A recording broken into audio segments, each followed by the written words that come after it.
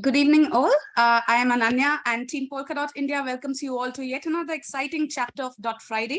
And today we'll be taking the conversation of gaming and P2E to a different level with talks of the bigger future ahead. And now I shall gladly call upon our absolute hustler who has pretty much everything going and can get anything done. Our lead at Polkadot India, the community head, Shri Harsha. Over to you, Harsha, to say hello to our folks out here today. Hey, thanks, Ananya. Hey, guys, thank you so much for joining in for DotFriday. We do have a great speaker lineup today. A long story short, we come up with a solid tech background as a global award-winning product-based company. We entered Web3 world a couple of years ago and kickstarted Polkadot India initiative to educate you on what's happening with respect to the ecosystem. Right, we do have a two flagship event. One is DotFriday, where the founders and the leaders come and educate you all on what's happening with the Web3 ecosystem. Second one is Substrate Saturday, a free bootcamp series to exclusively for devs with the curriculum training on Rust and Substrate. We do have one event coming up in the month of July. It's on 9th. We will share the link here. Please do register yourself and please do register yourself. I'm very happy to tell you that for the last 9 months, we have grown from 0 to 13,000 member community with the active participation of Web3 enthusiasts, students, marketeers, investors, and many more. For this, I would like to thank each and every one of you for being a part of our community and being active in our community. A special thanks to Parity folks for their constant support, and of course our partners, Hack to Skill, Head Start, Wow Labs, Socially, and All India Startups. Having said this, in the coming months, we do have a plans to have a national meetups, offline events exclusively for developers, the hackathons. Please do join our community and stay updated on our upcoming initiatives. Right. I wish you all the great evening. I'm sure we have a great takeaways today. We have a lot of goodies lined up. Please stay around till the end. So yeah, have a great day. Thank you, Ananya. Over to you. Sure. Thanks, Harsha. The team is sure kicked about what's coming ahead of us, especially the national meetup and the hackathon coming in the next few months. I think that's going to be very exciting. Now, before we move on, I'm very excited to announce, like Harsha just said, that Substrate Saturday begins on July 9th, as you must have seen in our pinned tweet. So if you're a developer, guys, and you want to build Web3 projects or wish to start Rust and Substrate from scratch, you really can't miss out on this one. It's a 3-month bootcamp series, and every alternate Saturday will be a training curriculumized workshop, right? And every other alternate Saturday would be expert sessions from big projects like A-Star and Unique Network and Polkadex, right? So you will be interacting with a lot of tech leaders from around the globe, as well as you'll have your own mentors who you can learn from and interact with to get your game big out there, right? And what's the best part is we also have some great recruitment partners. So if you complete this entire Substrate bootcamp successfully and you have achieved well, like, because we'll be giving out assignments and tasks for you to accomplish. So if you've done well, you can actually get placed in all of these projects that we have partnered up with. So looking forward to having you all on board, and it would be amazing to see some Indian developers out there in these big global projects, right? So guys, let's get things going with the gaming scene already. The euphoria of NFTs might have kind of fizzled out in 2022, but NFT-based gaming has kind of advanced rapidly. Now, an average crypto user has adopted the new gaming fashion at a very fast pace in the past year. And the fact is, from a recent report, I think by Finder, was that India has gained the top position in terms of adopting this NFT gaming, with over 34% having played P2E games and 11% willing to play them in the future. So what's making this gaming industry big today, and what does it take to look great out there? Let's find out from some inspiring leaders we have from you. And firstly, to start off with, he's been in crypto since 2018. He has a breadth of experience and knowledge across blockchain and crypto landscape. And this includes NFTs and gaming, Web3 applications, layer 0, 1, and 2 protocols, DApps, and a lot more. He's taught more than 10K plus students and professionals on this subject, and he would also love to do a lot more than that. Now, with an experience of working in cross-functional team environments, that's including engineering, product support, partnerships, and marketing. He's also spoken at 20 plus crypto conferences across the globe and even managed 500K plus USD worth of crypto portfolio for his buddies. So guys, I give you the brilliant founder of Moving, Aman Sanduja.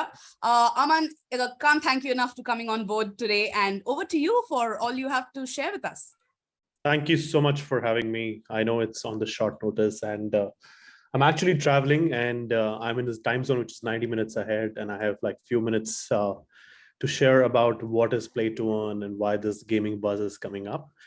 Just to give you my background, although you spoke about myself, so got into crypto journey way back in 2018. Before that, spent about 4 years working in different organizations, spent about 7 months working with Google as well. So 2018, I started building products in the area of identity and document. We built DocuSign on blockchain. We built something like DigiLocker on blockchain as well.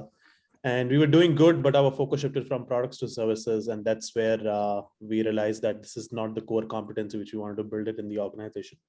So dropped out of the idea and started working on coding school for India, which is on the lines of income share agreement, but then realized income share agreement has certain challenges with respect to labor law. So we were trying to tap onto 1.5 million engineers, which graduate every year from engineering colleges, and about 80% of them are unemployable. That's a long story short, building, moving, and also working with some of the exciting DAO projects as well. Don't really have much of a exposure building play to earn games, but happy to share some of my knowledge operating in the space of play to earn and what is it going on. We'll keep it very short. My humble apologies. I have to rush, but whatever time I can just speak about, I will be happy to do that. So great. So do you have any specific questions beforehand, or I can start right away? You can start off right away, Aman. All right, great. So play to earn, the name in itself says a lot. So play to earn are the online games which let players earn rewards with the real world value by completing certain tasks. So imagine you are playing a PUBG, which is in the Web2 space. You complete certain mission, but you don't really get anything. You just maybe like splitting the money on a Telegram or other group. So, but in this play to earn concept, you battle with other players and do some progressive gaming tasks through various gaming levels. And these rewards come in the form of gaming assets, which are usually the crypto tokens, could be NFTs as well. And also depends on the kind of a game. It could give you the skin of the character. It could give you the virtual land. It could give you various other things which are in and around NFTs or token. And due to the decentralized nature of these games, players can buy, transfer, and sell these gaming assets outside of the gaming virtual world in exchange of real money as well. So all these tokens which are there for play to earns are usually listed in the secondary market, from where you can trade and convert it into like a stable coin. And from there you can transfer it to bank account. Now, let's just try and understand what were the challenges with traditional games and why play to earn games are bringing the real value back to the players. So gaming has a long history, and we all have been playing like Mario, Mustafa, back in the days of before that, like Pac-Man and all these games. So players have to play a game and then spend a lot of time grinding and doing all these repetitive tasks. Like we used to do it in Road Rash, we used to do it in Midtown Madness.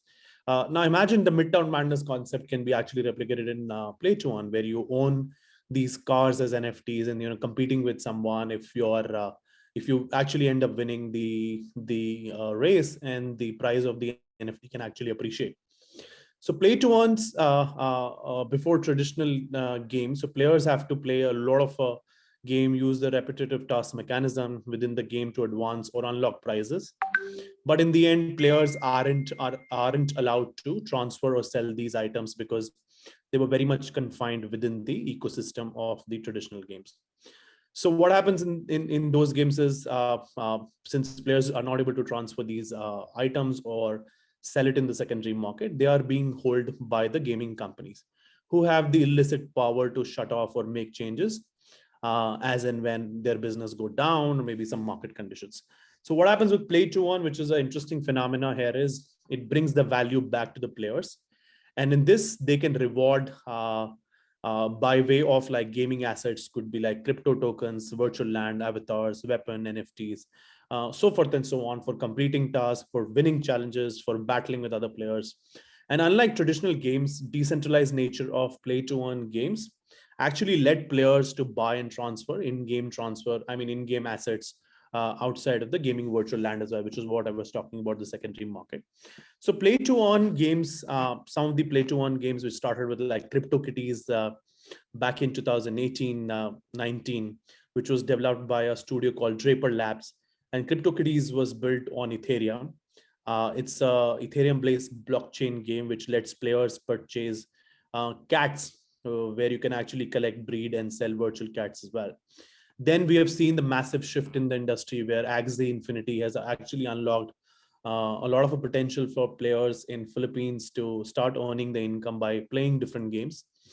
So Axie Infinity was one of the most well-known play-to-earn games in the Web3 ecosystem. And Axie Infinity let players collect different cute creatures, which we call it Axies.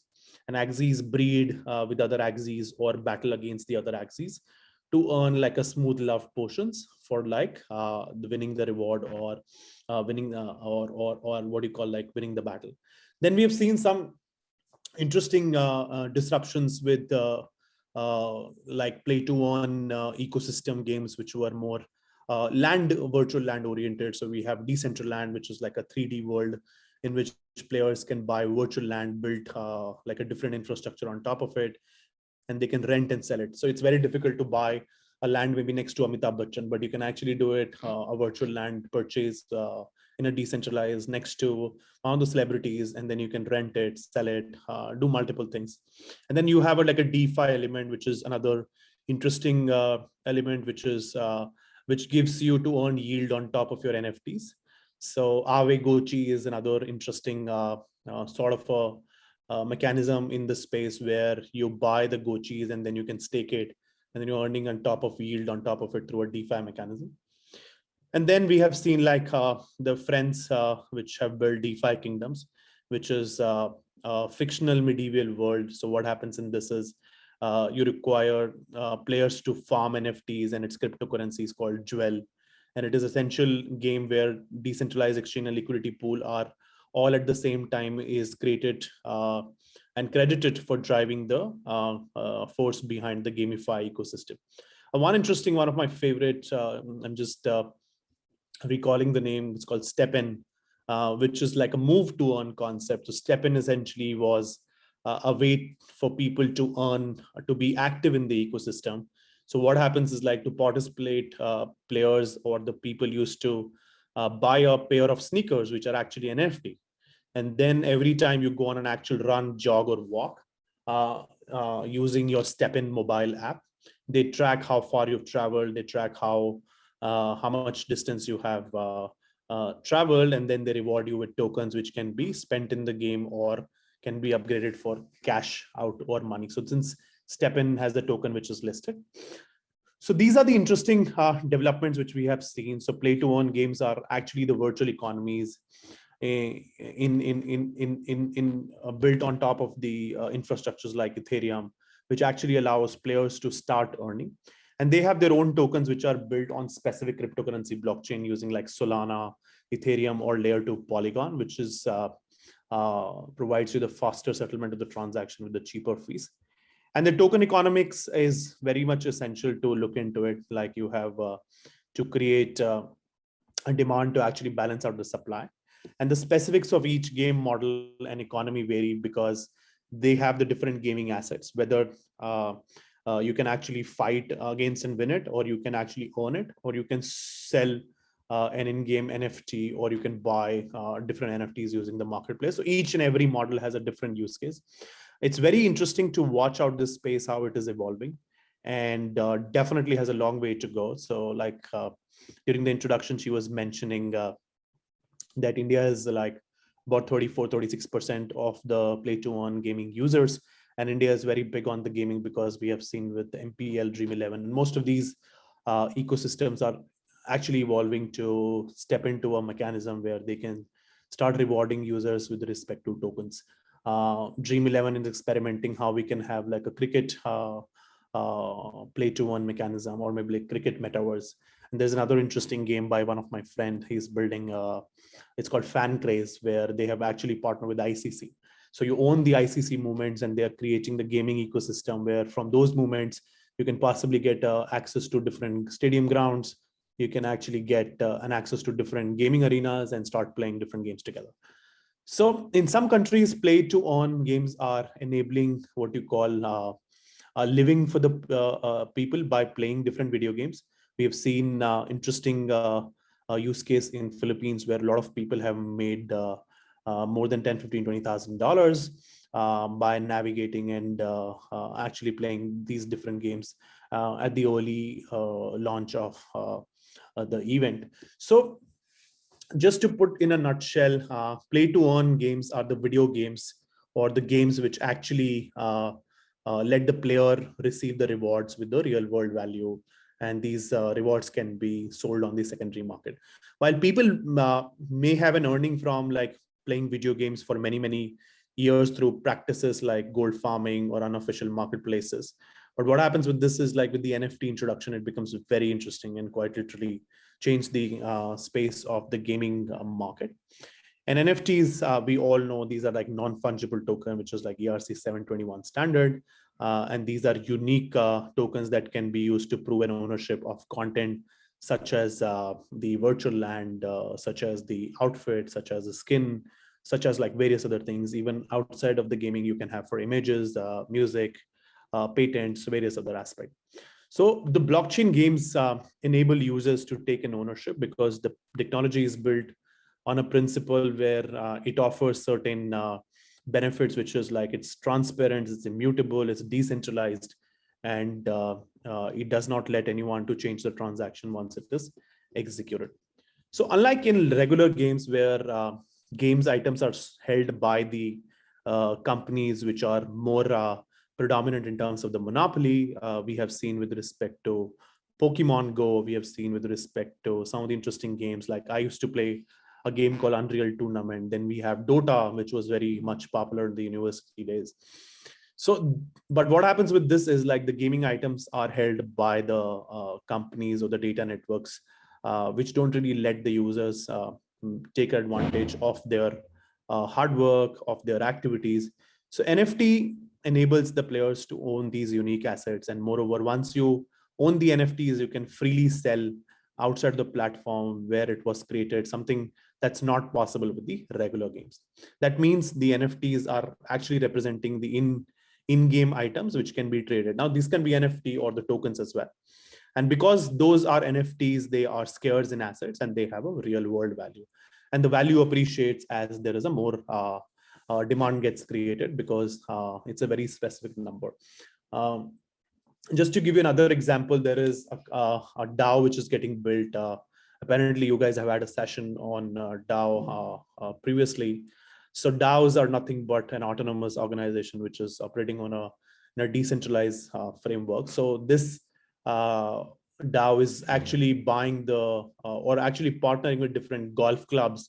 So if you have a membership card for these DAOs, you can actually go and access the different golf clubs across the world.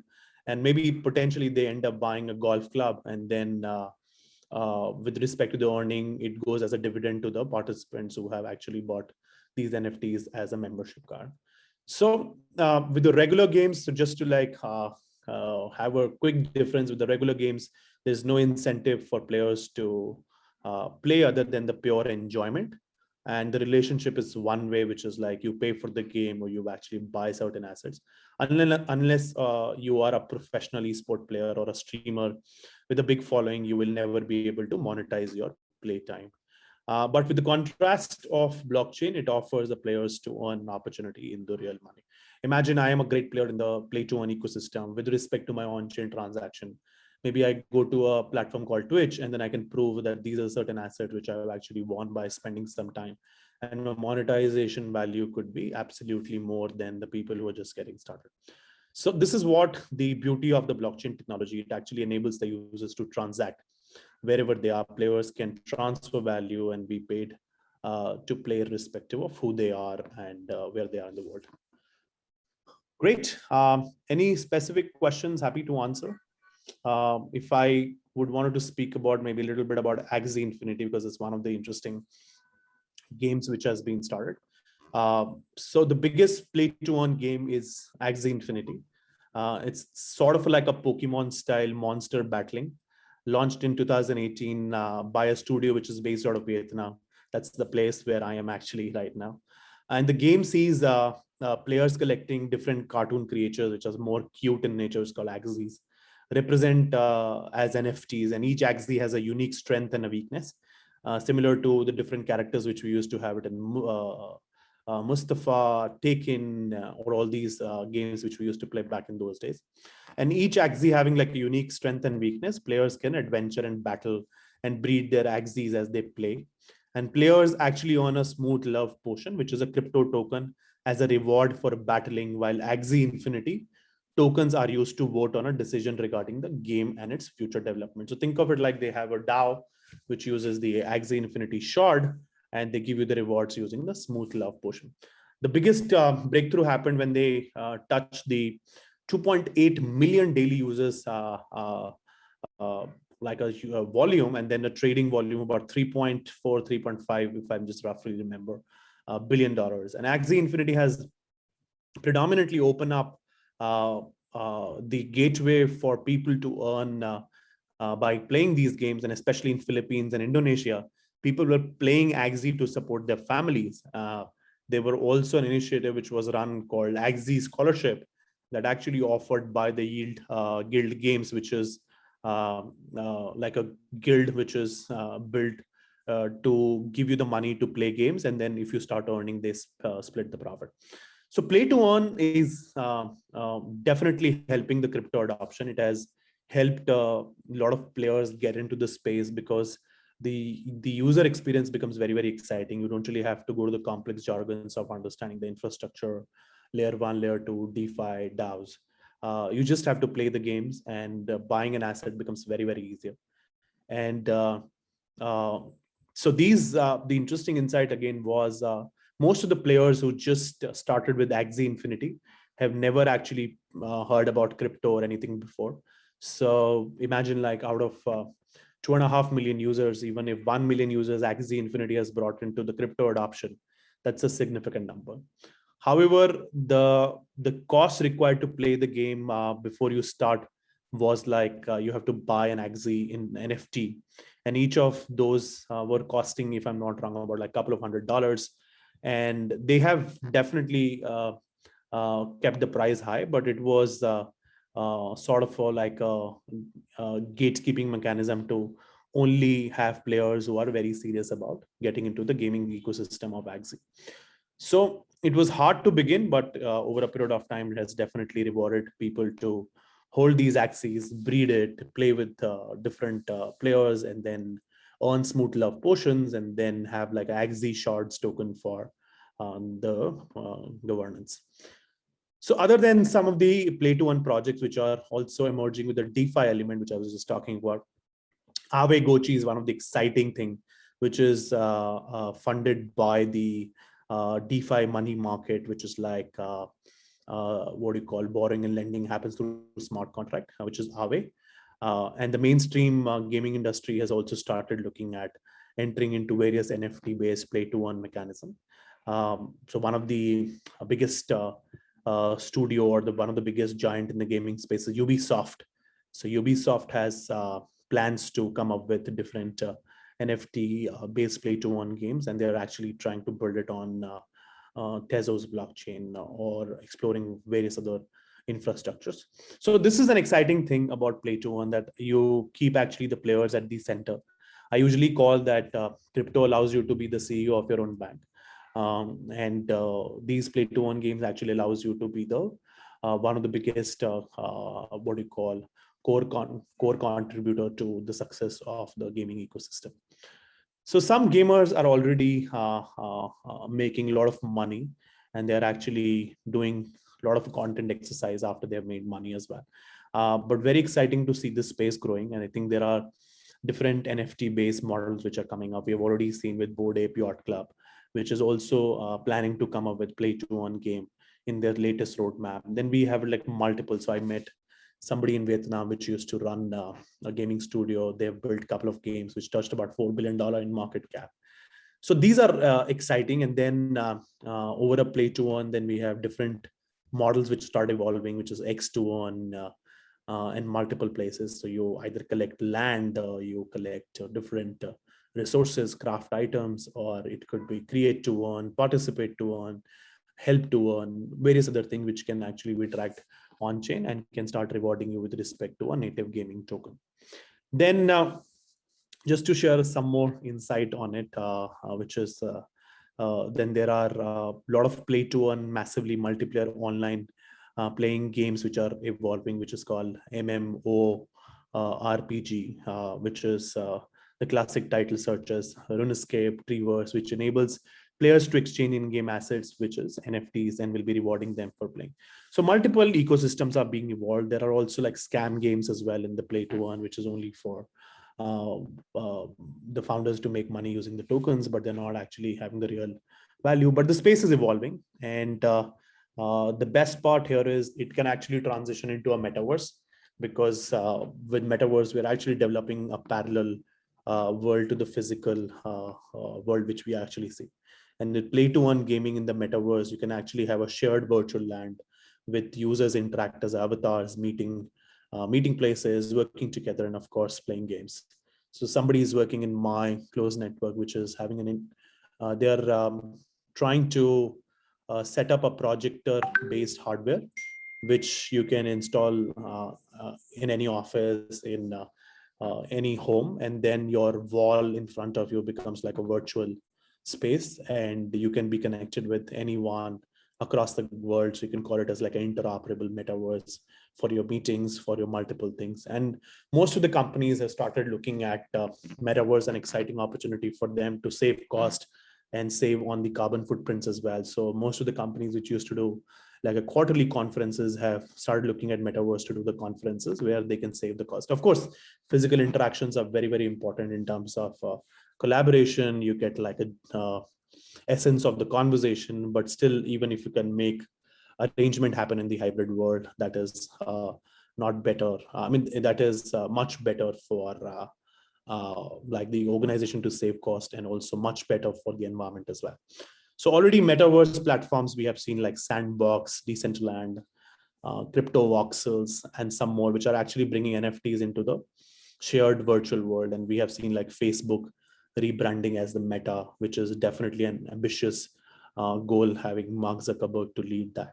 And Adidas, Samsung, and other companies, are just a few, are actually coming on the metaverse world as well. So that's a quick conversation about play to earn. Basically a mechanism to allow users to farm, collect cryptos and NFTs, which can be further sold in the market. And you as a user, the better you play, the better strategy you use, you can start earning these things. And however, these activities involve risk, as you typically need to put up an initial investment to purchase a character or NFT to play the game. But I think with high risk, there is a high reward, or maybe with a low risk, there is definitely a high reward. The more you get into the gaming ecosystem early, the better the opportunity becomes, because you've actually tried and captured most of the ecosystem characters before the audience start jumping in. So blockchain is the technology, opportunity is for the consumers. Space is bringing a lot of a crypto adoption with respect to gaming as one of the dopamine enablement exercise, releases oxytocin, and very exciting. So that's about on what do you call play to earn. Happy to answer any specific questions if you have, and I'm always there to answer the questions in the over an email as well, but happy to take specific questions if you have right now. Sure. Thanks, Aman. This was quite holistic a coverage. Yeah, and I think we'll take our first question with Nikhil. Can we unmute Nikhil? Maybe he's got his hand raised. Yeah, Nikhil, you can unmute yourself and ask your question. Oh, okay. I hope you can hear me. Yes, right? we can. Oh, okay, got it. So my first question was you already have experience with play to earn games. So what's your favorite tokenomics of the game that you saw previously? With related to tokenomics, this is the second question. these games don't pay you in like ETH or dot token. They pay you in their own token.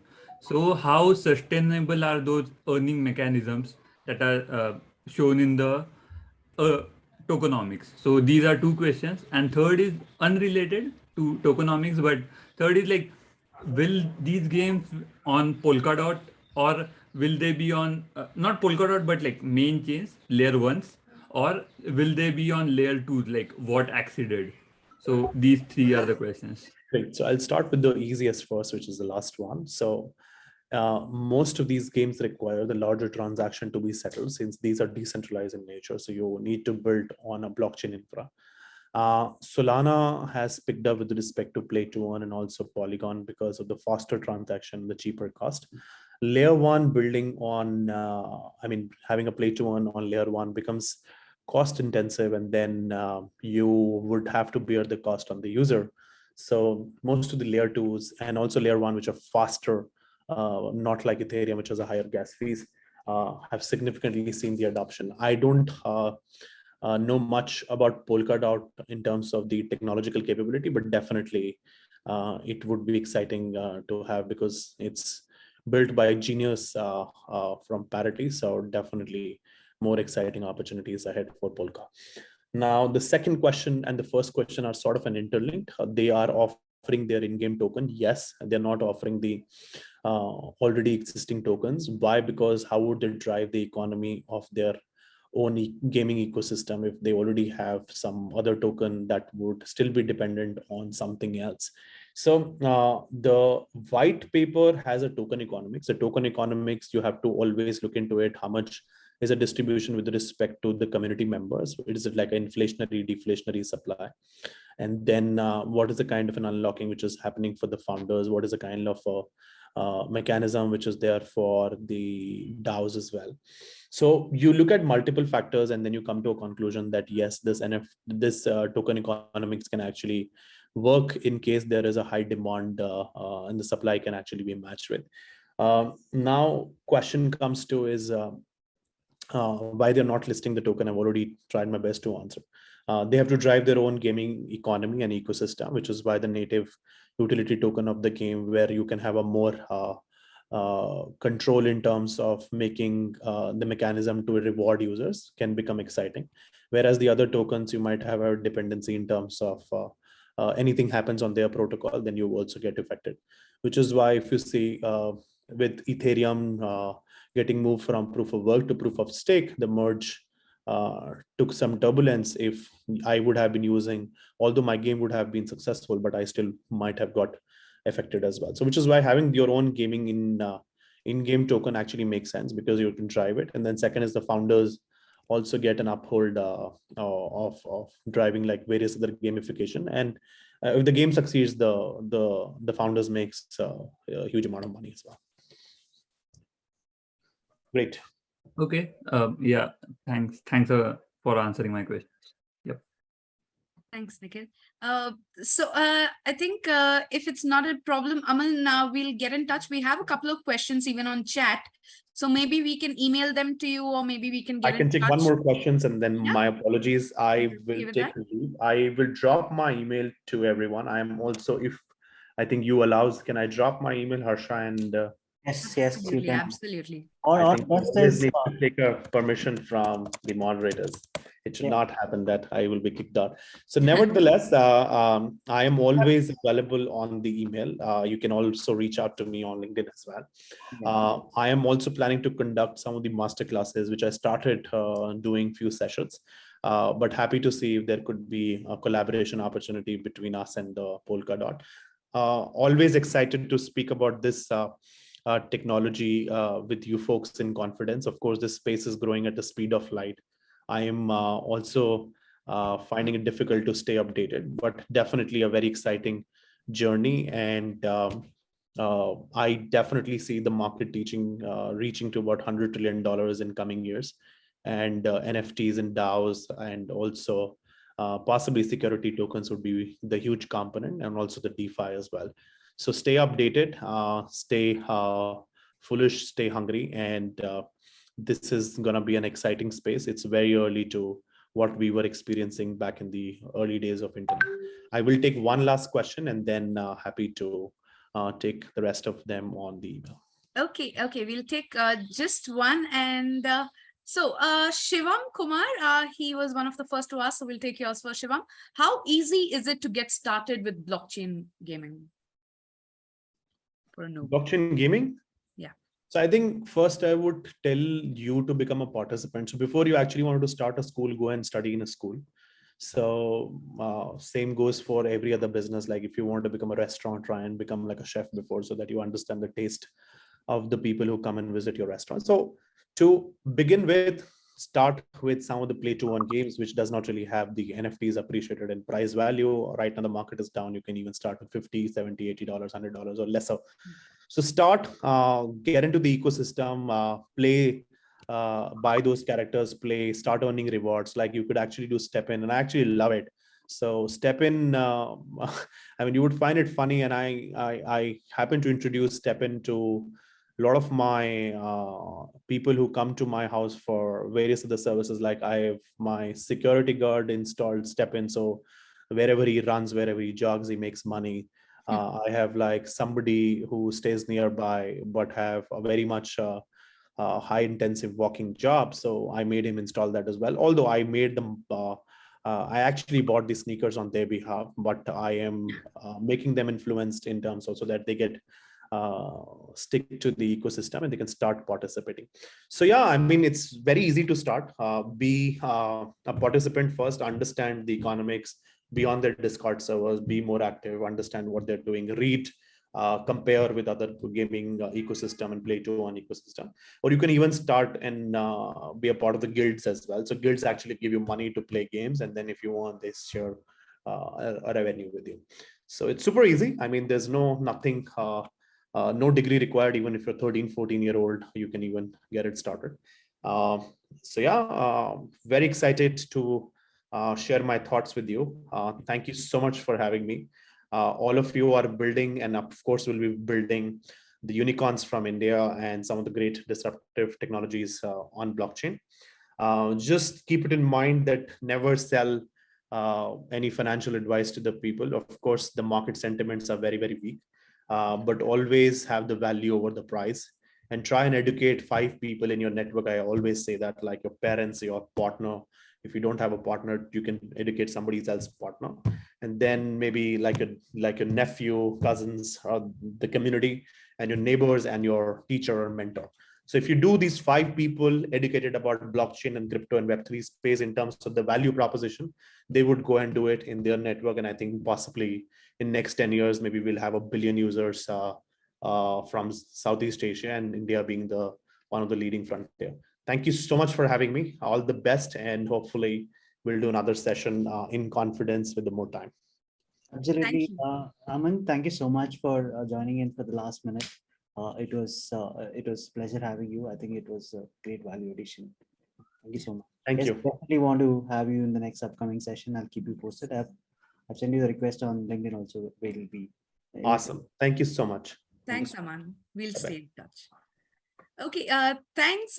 Great, guys. So hope you found some value here. And without further ado, I think we should really jump on to our next speaker as well. We have a great lineup today. And yes, we did have a lot of plans with gaming, and things are turning out amazingly well with some really new, interesting minds coming on. So what our next guest tonight, guys, is surely going to give us some real insights into how best to put your game, if you get your gaming project going on, how to best put it out there and ensure that you're noticed or you're standing out. So guys, our next guest is Amit Grover. And Amit is the Chief Marketing Officer at Rockers Technologies. He manages multiple online casinos worldwide, by the way. His responsibilities include all over the place, but achieve revenue targets, improving customer retention, reactivation, acquisition, and monetization by improving brand promotions. And while he was earlier a VP of marketing at Gamescraft, and he was also leading marketing for GameZ, offering fantasy cricket, rummy, poker, and other casual games as well. He has also been a serial entrepreneur and graduated from IIT IIM, as all of us out here in India would be very well aware of.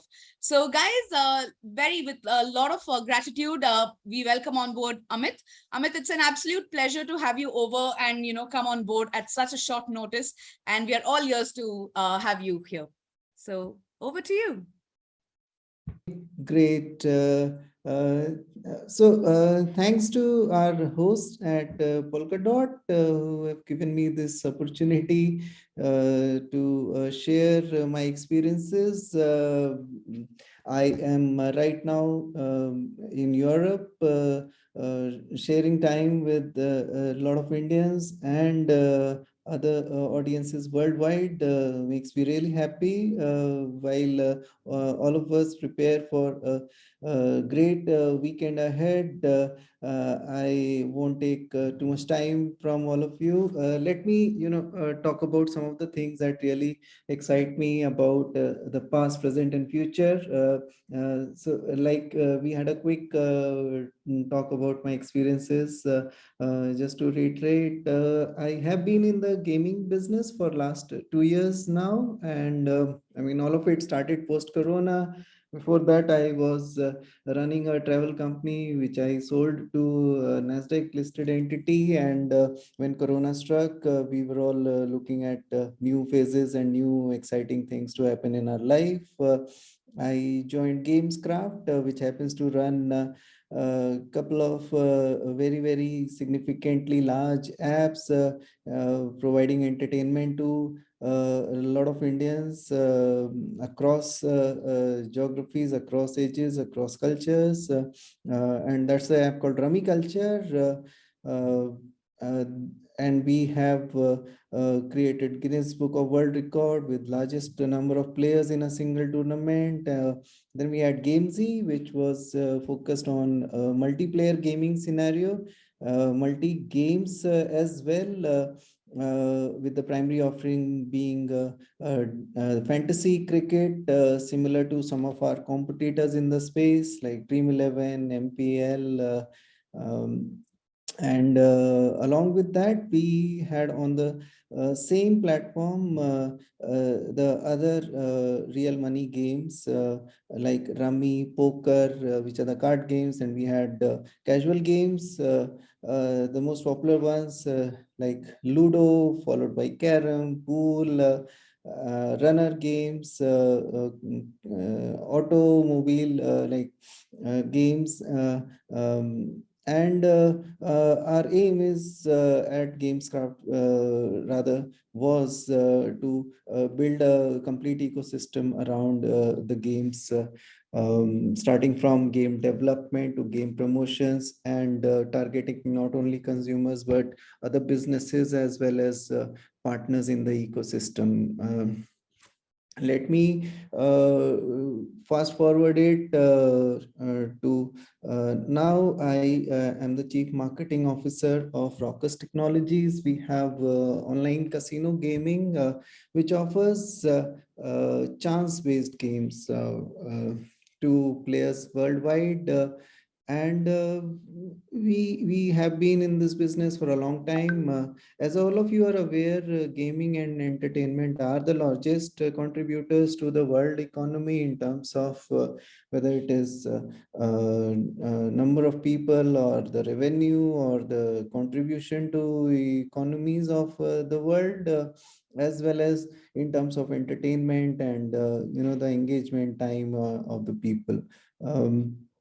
Things have been growing in a really exciting way for this entire industry. And like one of our previous speakers spoke about, the new opportunities coming up in the metaverse and play to earn economy. But I personally, I'm going to talk about the fundamentals of marketing in the gaming business.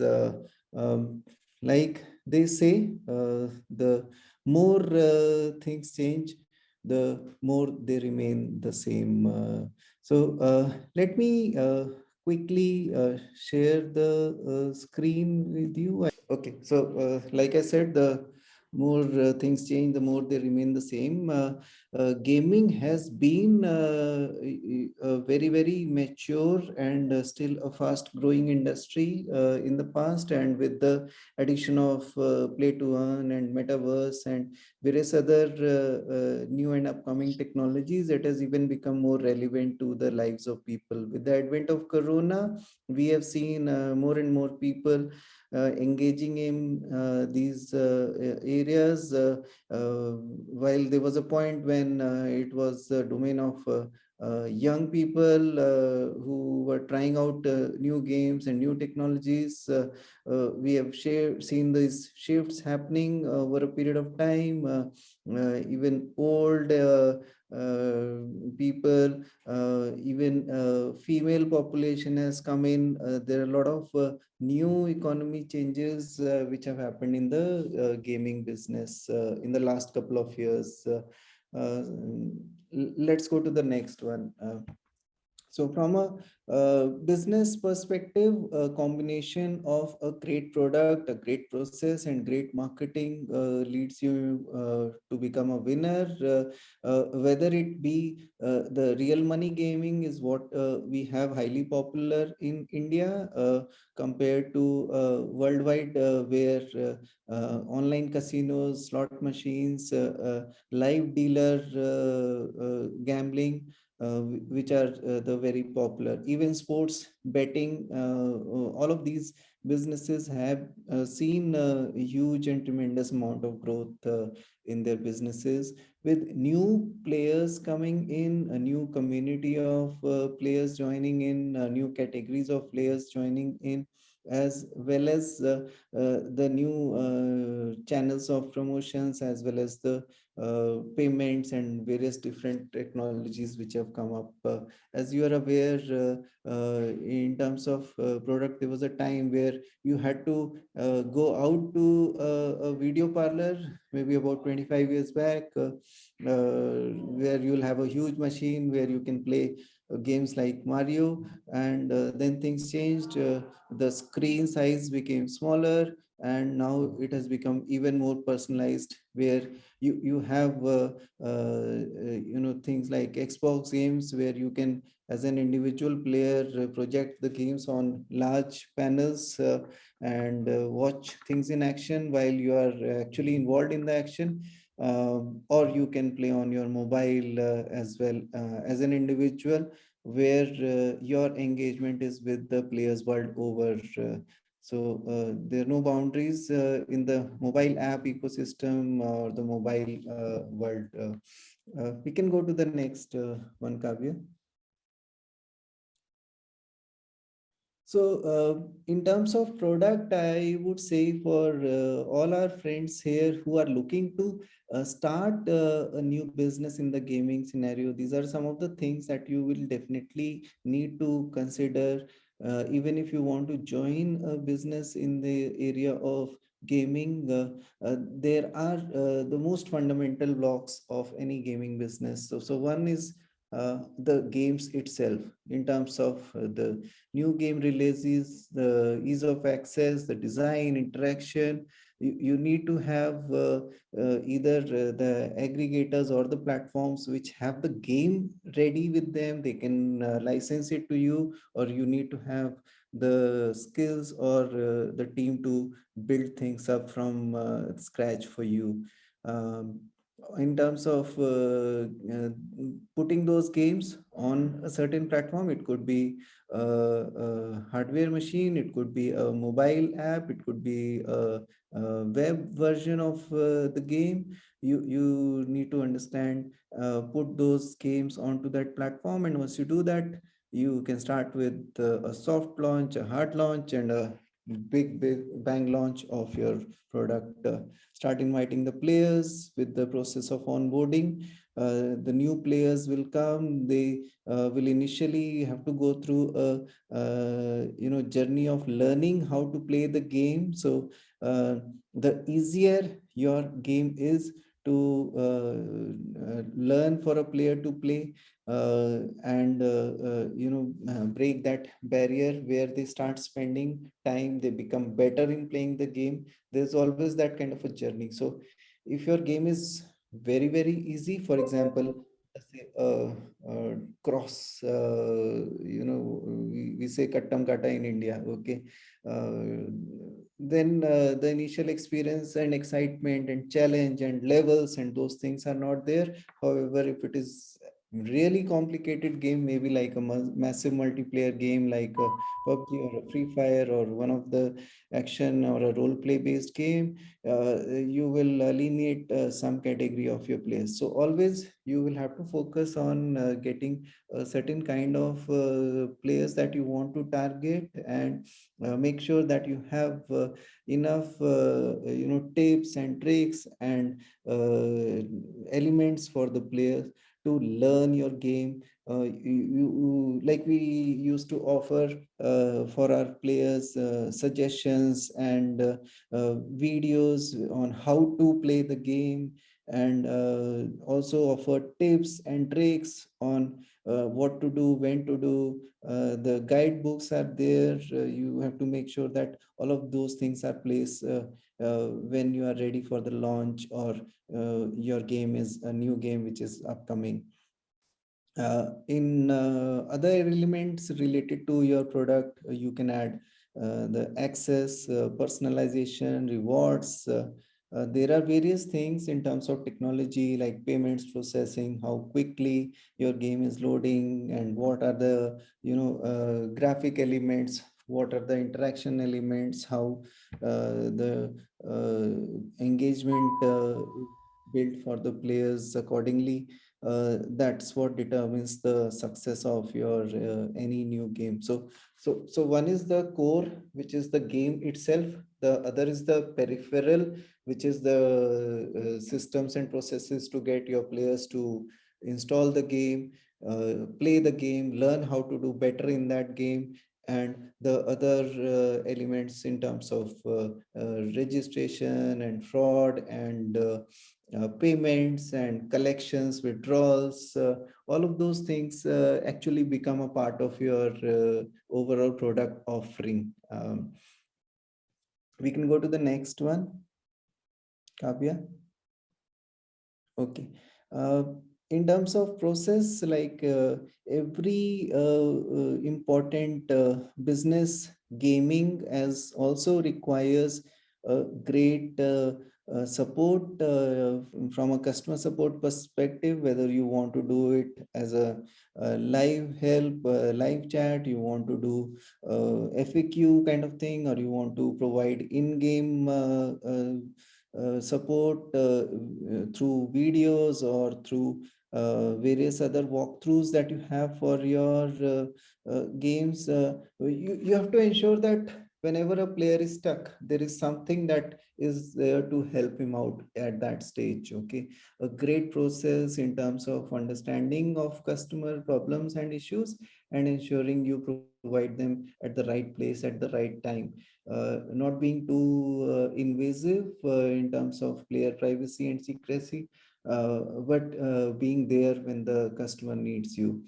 And like in any business, especially so, I'm talking about the casino and the slot machines and the gambling business, the process of deposits as well as withdrawals is really important. We are offering crypto deposits for our players, which has almost an instant deposit and withdrawal system. So players win and they can withdraw their money instantly, and they have multiple ways in which they can pay money, which converts into chips or the points to play, or the spins or the bets, as depending on the kind of game that they are getting into. All of those payment options have to be available for the players, so that the barrier in terms of what you know that the player wants to at 24/7 access to those services are available. And we as marketers and product builders and eventually business builders have to ensure that each of them is a smooth flow in the whole process. eventually also one of the very important characteristic in the whole gaming ecosystem is about fraud. So you will definitely have players, I would not call them the real players, who are there out to get benefited from any flaw or any chink in the process. So ensuring that it is a fair play for the users, especially when it comes to a community based play, especially when it comes to player versus player scenario, especially when it is you have a whale, you have a shark, and then you have all the squids in the game, where people are competing with each other, and the outcome of the game actually determines how much prize they can take. We need to develop processes to ensure there are no frauds. Prevention is obviously one step of it, and control is obviously the next part of it. So a combination of technologies as well as a manual process which can help to build the trust in the player's mind for your business. So I'm sure a lot of times if you have made a cricket team on any of the fantasy gaming app, you would have thought that, oh, I never come first. Maybe this app has got fixed price of their own to be given to their own players. Like they promote like 1 crore or 10 crore of first prize, or but they only give to a certain kind or certain type of players. If you start getting those questions in your mind, that means you have lost half of your game as far as your game and community and business buildup is concerned. So we have to ensure that as players, we offer a safe and secure system to our users, and also we have to, as marketers, communicate that value as a responsible gaming company that is there to give you a safe and secure playing environment. So that's a part of a great process, which I'm sure in blockchain gaming, that is something which is an expected and also an offering which is very important. Now coming to great marketing, obviously my first and my love is about marketing. I think there are quite a few things as far as gaming is concerned. It's very, very digital nowadays.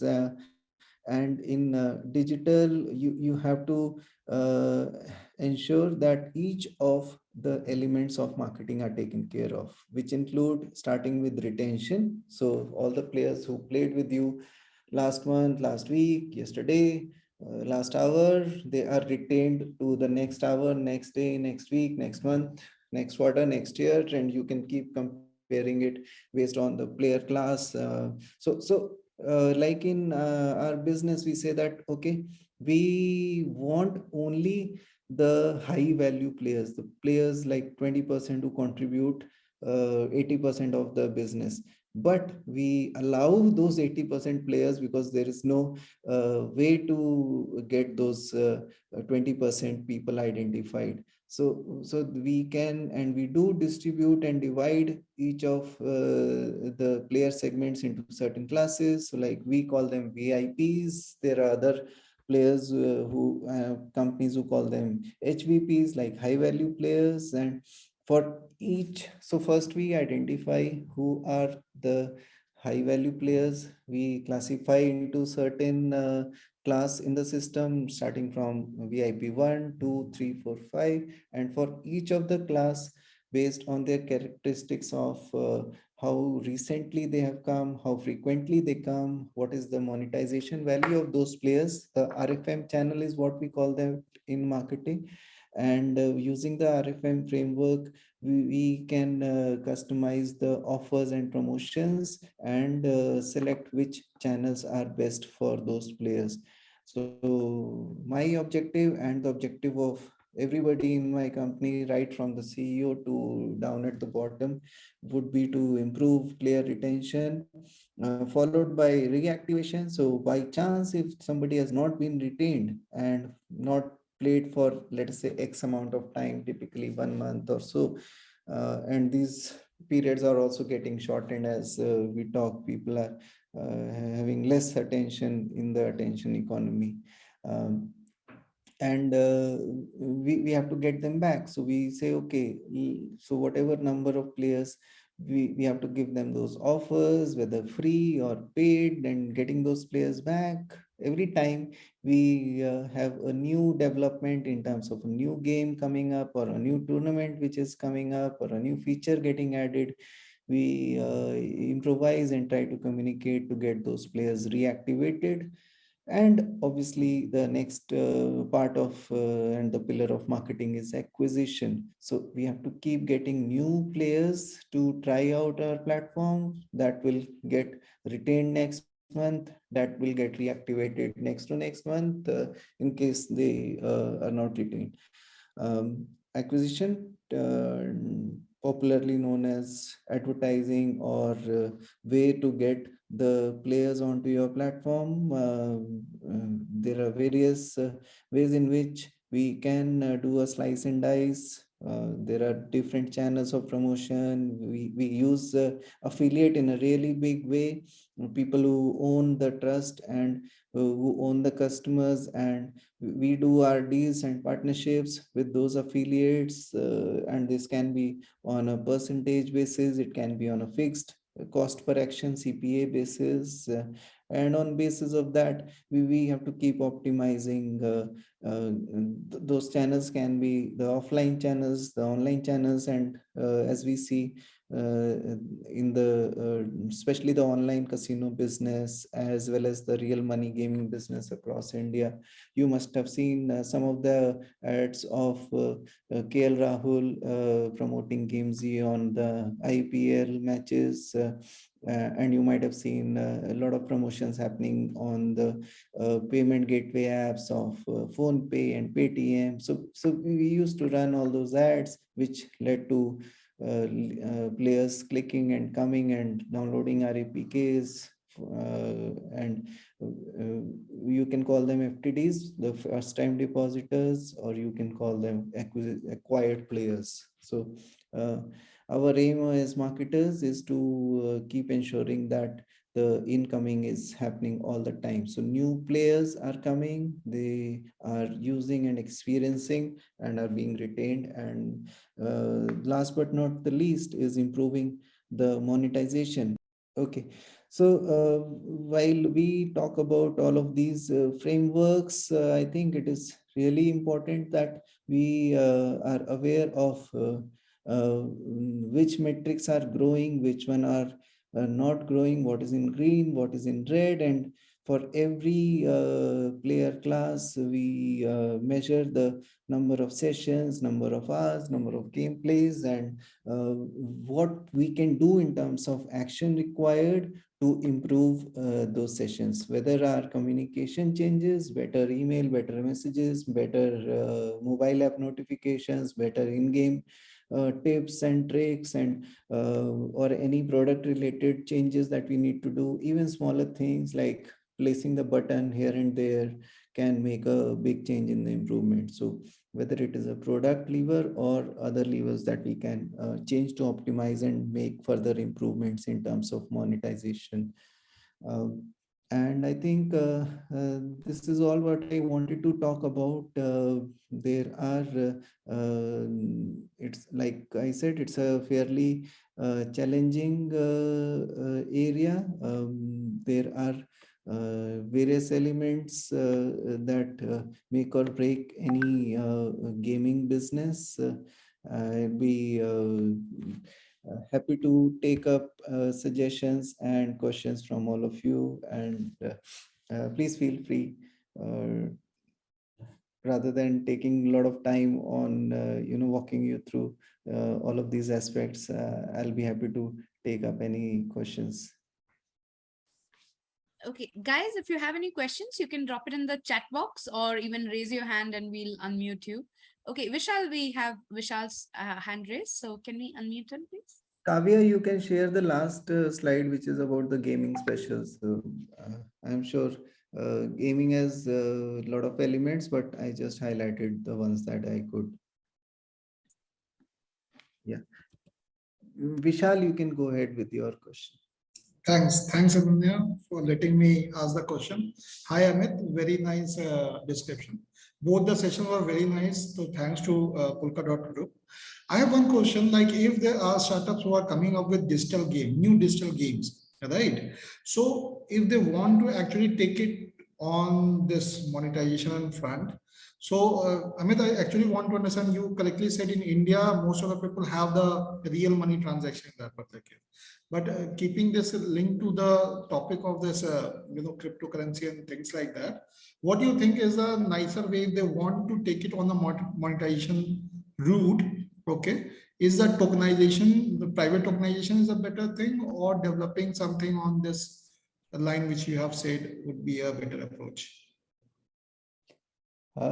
So frankly, I have no ready answer or a skillful answer, I would say, to this question. However, there are multiple ways in which we look at monetization.